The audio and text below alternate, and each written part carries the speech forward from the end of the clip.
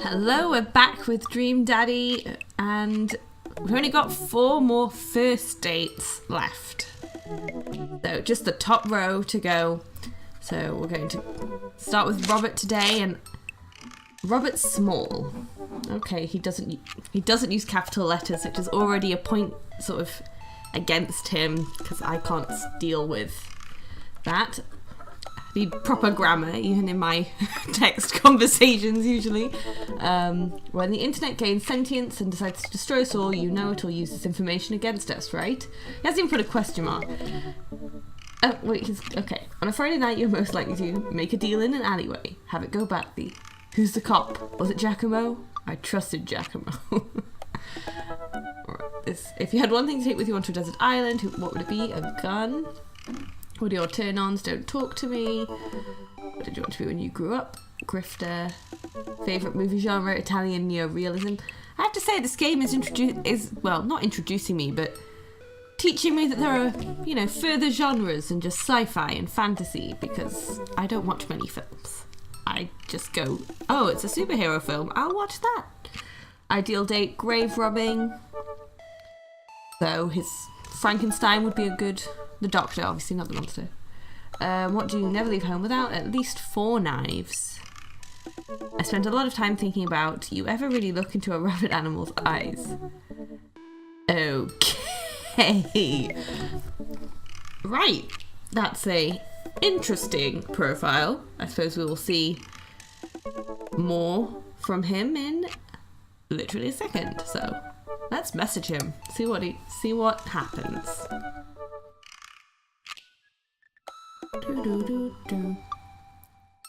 Try to drive in a way where you never have to use your brakes. Oh, yeah. Does that just mean you drive really slowly all the time, or you never stop driving? I don't know. Oh. Okay. Was he? Robert was pretty nice. Maybe a little odd, but nice. And ruggedly handsome. We should hang out. I type out a message to him on Dad Book. Hey Robert, good seeing you again at the cookout. Wanna grab a drink? I sit there for a couple of seconds, hoping he'll message me back. Hey, it says that he read my message. I anxiously wait for a response. I'll watch cat videos while I wait. Of course. I start down a rabbit hole of cat videos and Robert quickly vanishes from my mind.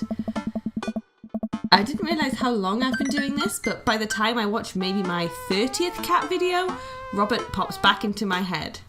Random cat video. Have you seen that when you put newspaper on the sides of a cat or the back of a cat, some part of a cat, it just can't walk. It just sort of stops. It's really funny. Also, the cucumbers. It's good. Some good cat videos. I jump back over to Dad Book to see if he's responded yet. Nothing. Well, I guess the guy's busy. I might as well make the best of my day and watch more cat videos. I get up, walk to the living room, then sit down and turn on the TV. Does this dad have a job? He just seems to be in the house. A lot. Because I'd assume he has a job. Food channel is what I go to. Ooh, Meat Hell is on. You have 10 minutes to cook a 5-course meal that must include these ingredients: steak, lemon meringue pie, paper clips, and a hammer. If you are unable to finish cooking, or if any of these ingredients are absent from the dish, we will release the wolves. Oh my god. I'm not kidding. Please help us. I lose several hours to whatever the hell that was. Sighing, I get up and walk around the house. My stomach grumbles. Time for lunch, huh? Well, I guess it's time for old Chef Wood to cook a gourmet delicacy. I walk over to the refrigerator and open the door. Make a sandwich. Proper sandwich. I make a sandwich in its entirety while standing there. Who needs plates? The sandwich. A lost art. I admire my work for a second before I clumsily drop the entire thing on the floor. No! I look around and remember that Amanda's not home. This is still good. 5-second rule, right? I reassemble my sandwich, peeling pickles off the floor and putting them back where they belong, in my mouth. Wait, I'm a wreck. I finish my snack and walk around the house some more, bored. When's Amanda coming home? Oh, I just remembered something. When we were packing up the old house, we found an old basketball hoop that would hang off of a door. It would really bring the living room together. I wonder where I put that. I spend a couple minutes poking around the new place until I find it. After installing it above one of the doors in the living room, I'm ready to dunk. Come on and slam! I take a leap from the free throw line and rocket that sucker down the net. The crowd goes wild! And welcome to the jam! I pull up from the three-point line, breaking ankles and sinking a fadeaway. And I forgot the rest of the words to this song. No look behind the back hook shot, everyone's on their feet. Something, something, Space Jam! I don't know the tune or the lyrics or anything about Space Jam, except is that the thing with that basketball player who is famous but I don't know his name, and Looney Tunes? Or is that another thing? I don't know. I managed to just barely defeat myself at horse before Amanda comes home. Then we cook dinner together. We're proud of ourselves for not even coming close to burning down the house. Afterward, Amanda and I dig into a carton of ice cream over an episode of Chopped Toddler Tournament. What you have in front of you is a molecularly deconstructed sweet potato with a brown sugar demi-glace with creme fraiche, of course.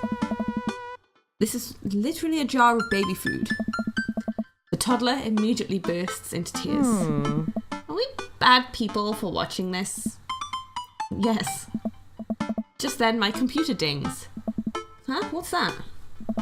Oh, you probably just got a message. Amanda and I walk over to the computer and check Dad Book. It's a message from Robert. You up? What are you doing? What does that mean? What you doing? What am I doing? You're just chilling. Just chilling. I type back, just chilling. Amanda deletes the G and hits send. Just chillin'. It'll make you look cooler. A couple moments pass by, another message pops up. Yeah. Wanna grab a drink? Hey, that means he wants to hang out! I know what that means, Amanda. But it's kinda late. Come on, Pops, live a little. I am living with ice cream and traumatized toddlers. Well, it's your life, but I think you'd have a lot of fun tonight. You are trying to get to know the neighbours better, aren't you? Fine. I type back a message to Robert asking him for details, and he tells me to meet him at Jim and Kim's. Well, don't wait up for me. I never do.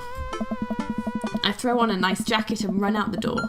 It's only a short walk to Jim and Kim's, and it's a beautiful night. I walk into the bar and see the usual crowd of barflies drinking beer and watching sports. I spot Robert at the back of the bar and wave hi as I walk over. Hey man, how's it going? Hey buddy. Ahoy there, Skipper. Robert and Mary are here? Uh-oh. I brought Mary... Oh, that's the wrong voice. That's my voice. I brought Mary along. Figured we'd need a drinking buddy. Oh man, I was excited to get to know Robert a little better. Now I have to deal with this weird married lady making passes at me. Don't look so scared, kiddo. We're just having a drink. Oh. Yeah. Speaking of which, I think it's time for the first round. What are you having? Well, something tropical sounds nicest, but let's go whiskey, because from what I remember, he likes whiskey. And we didn't impress him last time when we had no shots. Oh. Whiskey. A dad after my own heart, huh? See? Yes. Robert orders 3 shots of whiskey and passes them between us. Well, this wasn't how I expected my night to be going. Hey. Here's to bad decisions and relaxed moral values, fellas. What have I gotten myself into? We all knock back the shots. I almost choke on the whiskey as it burns down my throat. Holy hell, that was a kick. I look over at Robert and Mary, who seem like old pros at this. Robert grabs his jacket and throws it on. Let's get marching. What? The night's young chief? Come on, we're bar hopping. Oh, all right. We leave the bar and start walking down the street. I still don't know this area of town very well, so I just follow Robert. So where are we headed? I wish I were drinking. It's an Irish pub. A good pun is the whiskey to my heart. Puns are the lowest form of humour, Leaf. Try harder. Ouch! Am I going to be the butt of the joke all night? Jesus, Mary, put your fangs away for a second. We walk into Irish We Were Drinking. The bar is pretty much the same as Jim and Kim's, except for the old-timey Irish memorabilia on the wall. Next round. What are you having? I'm going to stick with whiskey. I'm just going to keep going until it's not an option anymore. Yes. Whiskey might be good. Let's do it. Robert orders 3 more glasses of whiskey and we post up in a garish green booth. Mary slides in and sidles up next to Robert, which makes me breathe a sigh of relief.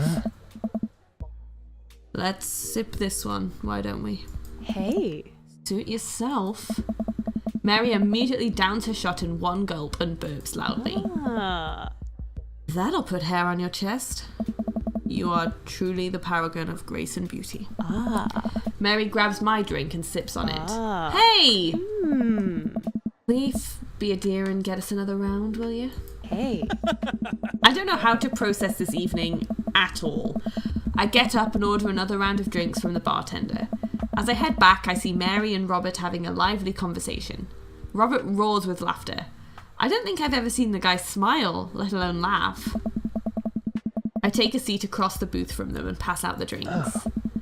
So Edith's kid snuck some pop brownies onto the table at the last bake sale, right? And I spot that little hemp sweatshirted gremlin in the act, so I go up to Edith with the baggie and I'm about to tell her, when all of a sudden she just freaks out at me. You're ruining the bake sale, she says. I should have been PTA president. Your roots are bad and blah, blah, blah. So what did you do? I told her to have a brownie and that everything was going to be fine. They both erupt in laughter. I politely follow along with the story. She ate 3. More laughter. Okay, that was actually pretty funny. She called the cops and told them that time had stopped. Come on. Mary looks directly at me. Do you smoke weed? What? Hey. You know, the devil's lettuce. I have 2 big I have 2 big fat blunts in my purse right now. Want a blaze? What?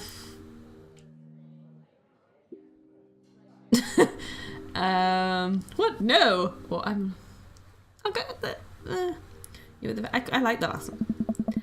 You work at the feds? I worked hard for what I have, and no 2-bit corner boy is going to drop the dime on me. So you take what you're pushing somewhere else, and I'll keep running my business the way I want it run. What? Remember, you come at the king, you best not miss. Jesus, kid, dial it back. This is going well. Robert giggles helplessly. Oh, he's giggling. Oh. I'm just kidding, cowboy. Lay off the kid, Mary. He might not be used to your brand of humour. Hey. Fine. We sit around and sip our drinks, people watching and cracking jokes. After a little bit of time, I begin to warm up to Mary. Her jokes become much funnier and much less scary. But it seems like she's not going anywhere anytime soon. I just wanted some alone time with Robert. I wonder if I can get her to leave somehow.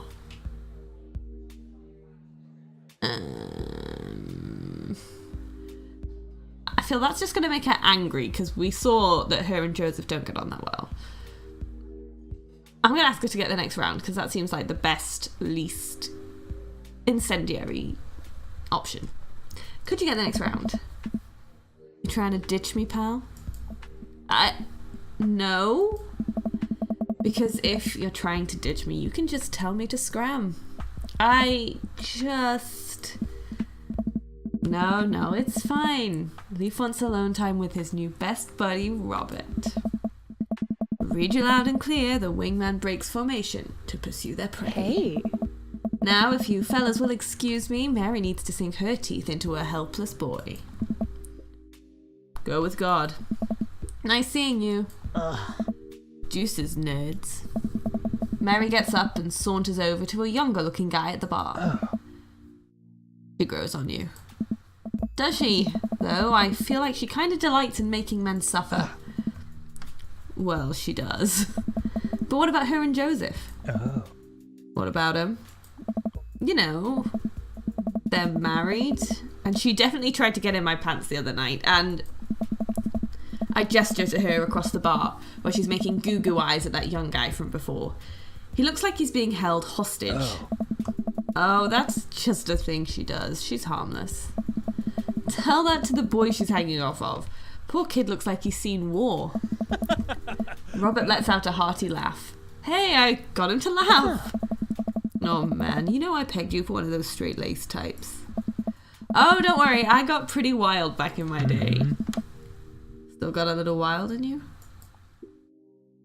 I have a child I need to care for! There's so much wild in me, you know it. That's what makes me laugh, but I'm going with the top one. Oh, this is going really well, guys! Robert orders a couple more rounds of shots. I gulp. What am I getting myself into? Think you can go shot for shot? There's only one way to look cool here. I grab the shot closest to me and down it. Robert looks impressed. He takes his shot and knocks it back. That's one. So, what do I even talk about? He's so cool. And he probably hates small talk. So how are things? Hey. I hate small talk. Okay. Oh? Too many people, and this isn't necessarily you, but too many people think they have to fill the dead air with noise. Personally, I think they're afraid of the silence. Or they're afraid of what the other person is going to think of the silence. Hey. If you want some unsolicited advice, just learn to be comfortable with silence. Nothing wrong with two people sitting in silence and drinking whiskey.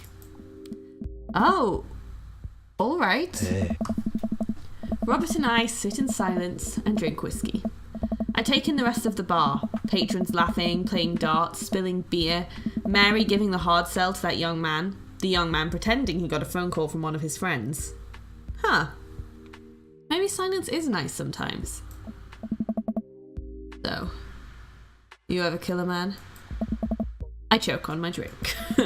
Excuse me? You know, watch the life drain from someone's eyes. It's not just their life, you know, it's their hopes and dreams draining away. Every memory and experience they've ever had, gone. No. Great. Me neither. Robert knocks back his shot and motions for me to do the same. I reciprocate. I'm just messing with you. Relax. I laugh nervously. Oh. Or am I? I laugh nervously again. We sip more whiskey and people watch some more. Mary has her sights set on another man after the other one excused himself to the bathroom and, I assume, crawled out the window.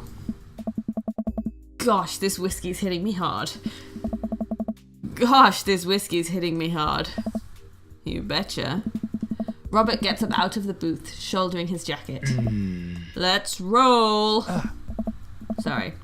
Whiskey. Inside voices. Hey. Let's roll. Wait, what about Mary?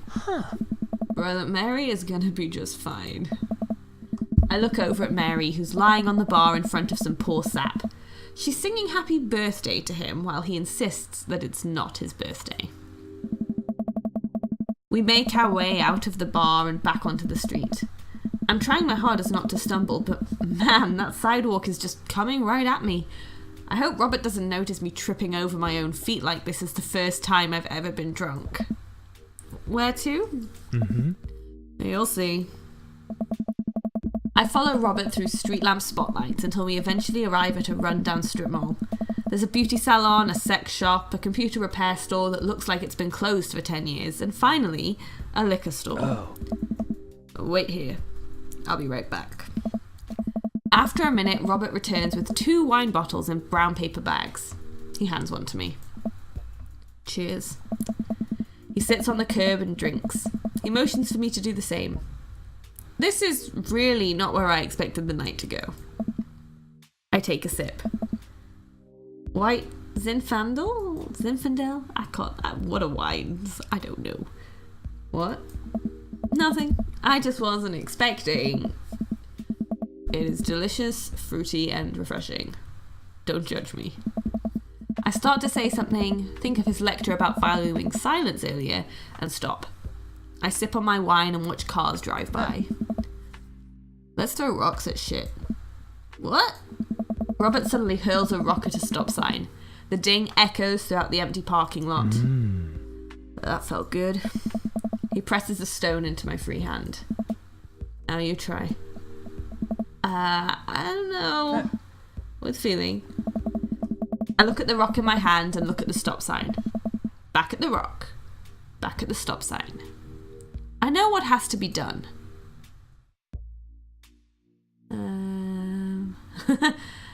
Go with the first one. I got a problem with authority! I didn't get aubergines this time. But, I haven't had any angry little black things yet, so. I hurl the rock at the sign. It sails over the stop sign right into the window of a parked car, leaving a crack. Really? Dude, run. I leap up and dart into the nearest alley, wine in hand. I can hear Robert's footsteps behind me. After I'm sure I'm far enough away from the cracked window that I am no longer culpable for this heinous crime, I stop to catch my breath. Maybe we strike rock throwing from the to-do list. Agreed. Suddenly, my stomach growls. Oh man, I am starving. Let's get pizza. I can't argue with that. What's good around here? Actually, I don't even care if it's good. It just needs to be edible and in my mouth in the next 5 minutes. I know just the place. I follow Robert through a maze of alleys and side streets until we eventually end up in front of a tiny hole-in-the-wall pizza joint. The bright red neon sign reads Pete's Piece of Pizza. Ta-da! I can see a few exhausted-looking workers behind the counter tossing dough and pulling piping hot pizzas right out of stone ovens. My stomach rumbles again. We go up to the counter and get ready to order. Can I get 2 slices of Hawaiian pizza? Oh wait, Leaf, you're cool with pineapple on your pizza, right? I am not cool with pineapple on my pizza. But I think he will hate me. I'm being honest. I'm sorry. I knew he was going to dislike that, but pineapple on my pizza is something I'm not compromising about. Robert grabs me by the collar. Excuse me? I respect your opinion, and I will fight with my life for your right to say it. But where's your sense of adventure? Where's your sense of taste? Why won't you love yourself? The juiciness of the pineapple paired with the tanginess of the sauce is a flavour combination that everyone should experience at least once, if not 1,000 times more. Pineapple on pizza is one of the few things in life that I genuinely and thoroughly enjoy. Please just do this for me. No. Do this for yourself. So that's 2 slices of Hawaiian pizza? Abso-goddamn-lutely. We wait a minute for our pizza to come out of the oven. I'm practically drooling at the smell. The cashier hands us each a giant slice on a paper plate so saturated with grease that I'm worried it will fall apart. We take our pizzas outside and wander through the alleyways as we eat. I take a bite out of the pineapple pizza and... Hey, it's actually not that bad. Right, no. I can't believe I spent so much of my life berating this sort of pizza to all of my friends. Maybe I should give pineapple pizza a shot someday. Or maybe not. Man, I feel way better now. You and me both. We hear noise coming out of a slightly ajar door in the alleyway. Robert looks at me excitedly. Got any more of that wild in you? I love my daughter and she'll go home to make sure that she's alright. Yeah, no, I can keep going. You betcha. Good on ya. Robert and I slide the door open and peek inside. It's completely dark except for some flickering light. We slowly creep forward, cautious not to be heard or seen. Shh! Don't just be so loud! Shush! We come to the end of the hallway and find ourselves standing in front of a movie screen. Oh, this suddenly makes sense. Did we really just sneak into a movie theatre like a couple of teenagers? No talking during the movie. We look into the audience and are surprised to find that it's almost completely empty, save for a row of a few teenagers in the front. They look annoyed when they notice us. Robert starts making his way to the very back of the theatre and I follow him. We settle in with our wines and try to make sense of this movie. It's a romantic comedy, I think. A young man is frantically trying to get through New York to find the woman that he's finally realised he's in love with. Kiss already. There's nobody to kiss yet. You want him to kiss the taxi driver? Hell yeah. The kids down the way notice us heckling. One of them speaks up. Hey man, keep it down! Oh damn, that's Ernest Hemingway, Hugo's kid. Ernest! Hey, Ernest, I know you! It's me, your neighbour! Hi! Ernest turns back around, embarrassed. I turn back to Robert. You kiss anyone yet? It turns out that, yes, he did kiss someone. He made his way out to a tiny island near New York to profess his love for a woman who, for some reason, he knew would be there. She tells him that they hit the jackpot.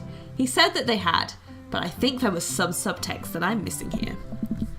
Boo, love is dead. Shut up, it's beautiful! No, you shut up!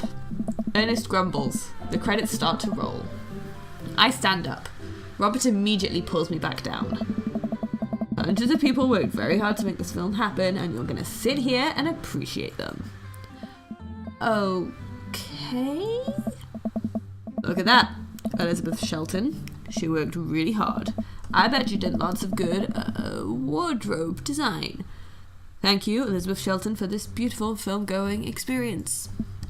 And Peter Anders. Catering. Fed a bunch of people so they could have the energy to do their jobs. What a guy. We let the credits roll while Robert individually thanks every member of the crew. Once it's finally over and he makes sure no animals were harmed in the making of this film, we leave the movie theatre. We stumble into the theatre parking lot, polishing off the rest of our wine. Hey, assholes! I'm assuming it's Ernest. Out of nowhere, a rock flies through the air and hits me on the knee. My knee! What the hell? Yeah.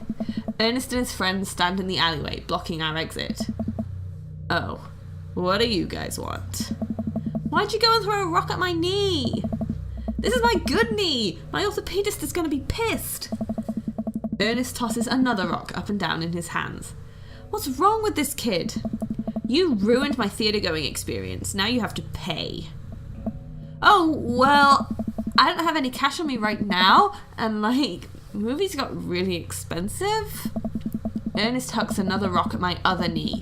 I'm able to jump out of the way, but I didn't properly stretch before physical activity, and I'm probably gonna feel super sore in the morning. Oh. We ruined it for you? That movie was pretty crappy in the first place. Hey, you take that back! That was a beautiful love story with really genuine acting. You call that good acting? What classicist mainstream slop have you been served your entire life? What? Really? Have you ever even seen any Michael Powell? A Matter of Life and Death. 1946. Easily the toughest 5 minutes of love you'll ever witness. Listen, man! No, you listen. That popcorn-ass drivel the mass media is shoving down your throat will only make you dumber and sadder. You of all people should strive for a higher standard in the art you consume. Your name is Ernest Hemingway, for Christ's sakes. Oh no, now you've done it! Ernest rushes Robert, screaming like a banshee. Ah! I dive between Ernest and Robert, trying to stop the kid. He lunges forward, kicking me as hard as he can in the knee. Fuck my knee! How dare you? Robert gets in between Ernest and myself. It's as if he's seeing red. Fuck, my fucking knee hurts. No one hurts my friend. Alright, buddy, talk like punk, get hit like a punk. Robert squares up into a boxer stance. Queensberry rules.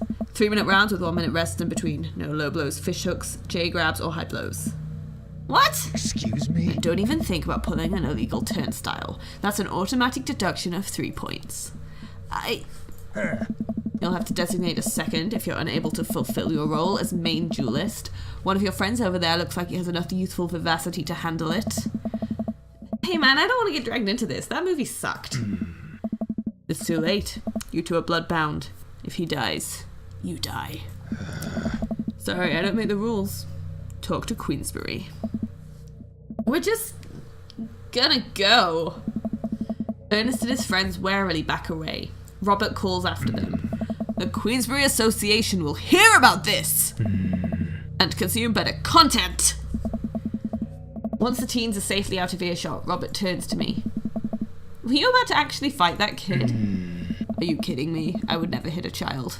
That would be despicable. Hey. You throw the rules at them, though, they always bolt. Nobody wants a Queensbury-sanctioned throwdown. Huh. But, full disclosure, I made half of that up. Wow. Oh. See, you don't even have to know the rules. You just make them up. Come on, let's get out of here. Robert and I cool down a bit as we walk back to the neighbourhood. I'm so sorry, I get really into the art of filmmaking when I drink. It's okay, I think it's cool how much you like movies. To be honest, I don't know a lot about them myself. Buddy, I got so much to show you. You ever seen any Sam Fuller? I haven't. Oh boy. Fuller is cash. Ooh, 3 options. Dinner and a movie, the adventure, or defending my honour. He did all 3. I'm gonna go defending my honour, I think. Yes! It's going so well. It's a little strange when you say it that way, but sure, why not? Robert throws an arm around my shoulder, and we drunkenly belt out tunes all the way back. We finally get to his doorstep. This was an interesting night. I liked it. A smile forms on his cheeks. A rare sight. Let's hang again soon, yeah? Yeah. I linger there for a second, swaying drunkenly in the night breeze. Robert claps me on the shoulder. Night, bud. Robert heads back inside and I stumble my way back home. Oh, date complete. Right, how did I do? I feel like this one went better than all my others. I definitely got way more aubergines. I may be bad. Yes, I got an S! It's my first S so far. So, I'm pretty sure I'll be doing a second date with Robert. Because that's, yeah, the highest by quite a lot. I only annoyed him when I didn't like pineapple on my pizza, which I still don't like. And this game's dialogue is not going to change my mind. Welcome. You've got dads. So now that we've got back to having dads, we will leave it again and save Brian for next time. I don't know what Brian's date is going to be, but I feel like it's going to be something outdoorsy with a bit of healthy daughter comparison in there, or just some competitiveness, probably. I have no idea. Also, I hope the dog shows up. But other than that, I have no clue what to expect next time with Brian. But I'm assuming it'll be fun because every other one so far has been. So I hope you enjoyed this part and this date with Robert, and I will see you next time. Bye!